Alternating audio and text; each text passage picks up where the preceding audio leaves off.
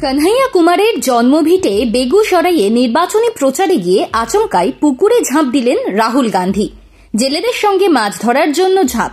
কিন্তু 243টি বিধানসভা আসনের ভোট যুদ্ধের বিহারে কেন প্রার্থী হিসেবে ঝাঁপ দিলেন না কানহাইয়া?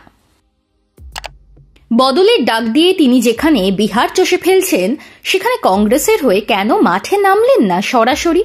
ভোটের লীলাক্ষেত্রে কেন বেজে উঠল না কানহাইয়ার বাঁশি? একদা বাম আকাশের উজ্জ্বলতম তরুণ জ্যোতিষ্ক কানহাইয়া কংগ্রেসে যোগ দিয়েছেন 2021 সালে। অর্থাৎ তিনি হাতের হাত ধরার পর এটাই বিহারে প্রথম বিধানসভা নির্বাচন। হাই প্রোফাইল ভূমিপুত্র হিসেবে সেই নির্বাচনে তিনি প্রতিদ্বন্দ্বিতা করবেন এমন হাওয়া ছিল যথেষ্টই জোরালো। কিন্তু কার্যক্ষেত্রে দেখা গেল নিজেকে প্রচারেই সীমাবদ্ধ রাখলেন কানহাইয়া। ভোটে না লড়ার কারণ হিসেবে তার মুখে শোনা গিয়েছে সেই চেনা শব্দ। কানহাইয়া জানিয়েছেন তিনি দলের নির্দেশ মেনে চলবেন এবং কংগ্রেস তাকে যেখানে ভোটে লড়তে বলবে সেখানেই তিনি লড়বেন। তা যদি আন্দামান ও নিকোবর দ্বীপপুঞ্জ থেকেও হয় তাতেও আপত্তি নেই।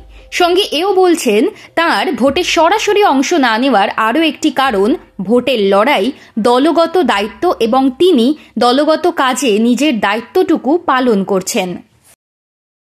ওয়াকিবহল মহল অবশ্য বলছে বিহারের বর্তমান ভোট পরিস্থিতিতে কানহাইয়া কুমারকে নির্বাচনে প্রার্থী না করার ক্ষেত্রে অনেকগুলো কারণ বিবেচনা করে থাকতে পারে কংগ্রেস হাইকমান্ড। প্রথমত, কানহাইয়ার জনপ্রিয়তাকে কাজে লাগিয়ে গোটা বিহারে নিজেদের পায়ের তলার মাটি শক্ত করতে চাইছে কংগ্রেস। বছরের পর বছর ধরে আঞ্চলিক দলের রমরমায় কংগ্রেস যেখানে সাইনবোর্ডে পরিণত হয়েছে, সেখানে কানহাইয়ার সার্বিক উপস্থিতি দলের নিচু তলায় ফেরাতে পারে জনভিত্তি।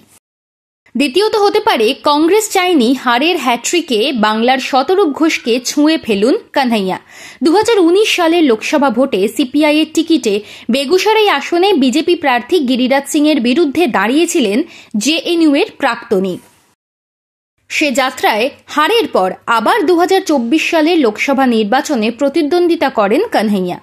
এবার অবশ্য কংগ্রেসের টিকিটে উত্তর পূর্ব দিল্লি আসনে। কিন্তু ফলাফল সেই একই।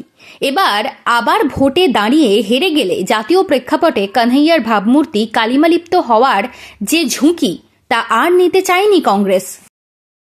আর তৃতীয় কারণ হতে পারে বিহারে ইন্ডিয়া ব্লকের অভ্যন্তরীণ কাঠামো। মহাগঠবন্ধনে যেহেতু আরজেডি প্রধান শক্তি, তাই সেখানে ছোট হয়ে যেতে পারে কানহাইয়ার রাজনৈতিক পরিসর। যদি কানহাইয়া জেতেনও ঢাকা পড়ে যাবেন আরজেডির ছায়ায়।